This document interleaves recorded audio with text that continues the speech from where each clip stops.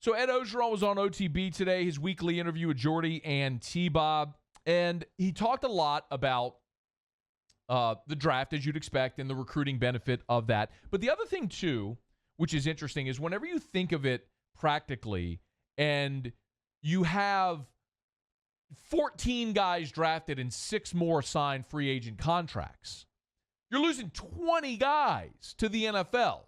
So how do you replace so much talent? Here's what Ed said. Obviously, getting to the top is a chore, but you're supposed to be at the top to be elite at LSU. Now, staying at the top to sustain.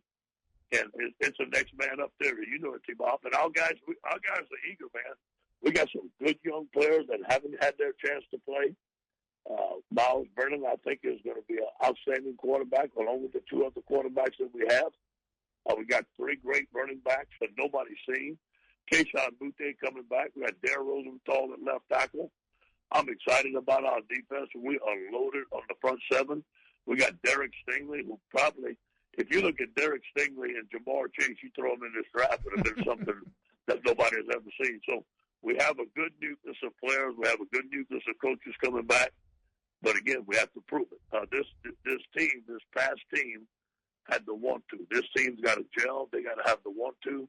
And one thing about our team last year, we got better as the season went on. I did a really interesting exercise because when we look at all the players that got drafted, if you just do this exercise where you draw and write down the names of all the players that LSU's lost, it's overwhelming.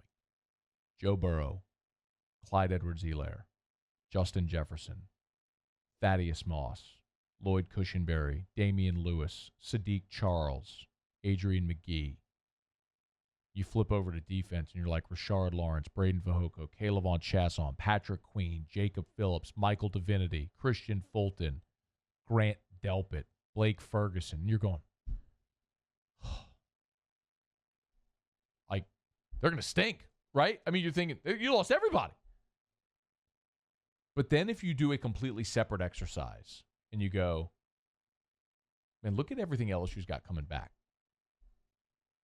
If you can, block out of your mind what they lost. Just think about what they have coming back.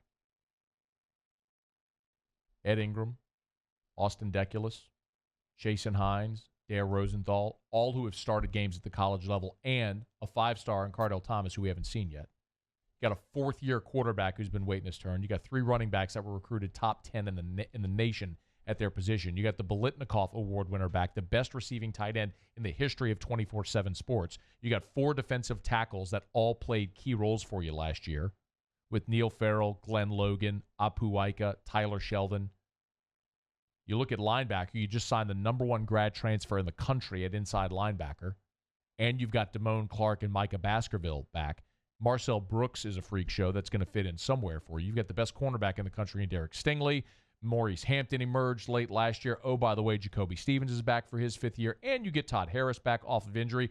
Cordell Flott and all of the recruits in this class coming in, not to mention the #1 corner in the country like Elias Ricks, B.J. Ojolari, who they love. You see what I mean? You run through that and you go, oh, no, by the way, they get Bama in Tiger Stadium. And, oh, by the way, the best quarterback in the division might be Kellen Mond.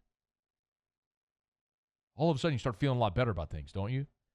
And the conclusion I came to is that LSU right now, and LSU's had great draft years. 2013 was a great draft year for LSU. That was the year they had a dozen guys leave early for the draft. They've had great draft years. The problem is the next guys weren't in the cycle ready. That's where Bama has set itself apart, is their depth. Every year they lose a dozen guys in the draft, but the next wave of 5-stars are there, ready to roll. That's where LSU's trying to get, and they may be there this year. So we'll find out. You heard Ed Orgeron there mention Dare Rosenthal. Interesting story, of course, because Dare was a defensive lineman who played left tackle. When Sadiq Charles was out, Dare played left tackle in the non-conference games. In conference games, Adrian McGee played left tackle because Dare wasn't quite up to snuff.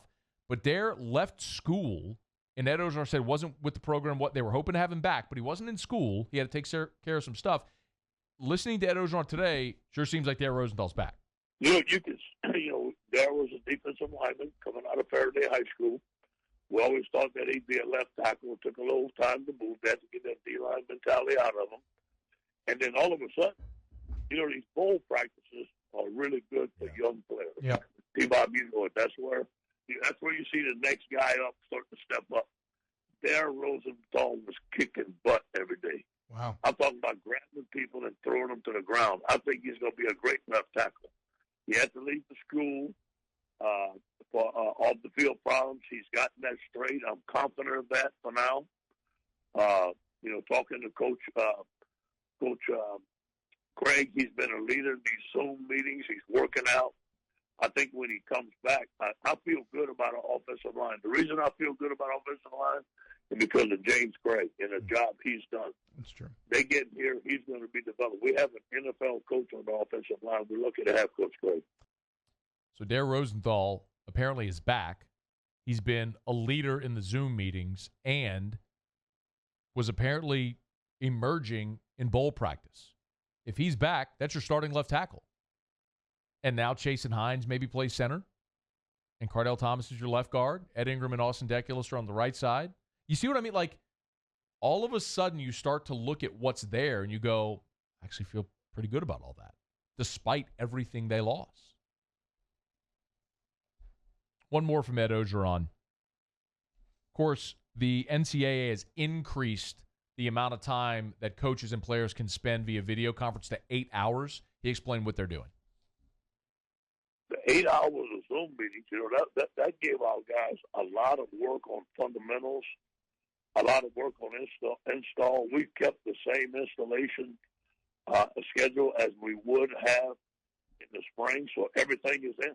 I mean, we've got it all in. And then last week, our guys had a chance to go back and work on ongoing skill development. I give you an example. Defensive line worked on pass rush. Offensive line worked on pass sets. Receivers worked on their routes and their releases. So everybody got a chance to go back and look at their individual film and get better at it. Now, this week is a dead week. Our guys are getting ready for finals. It's dead week this week and next week. So now our coaches are going to work hard on recruiting today and tomorrow.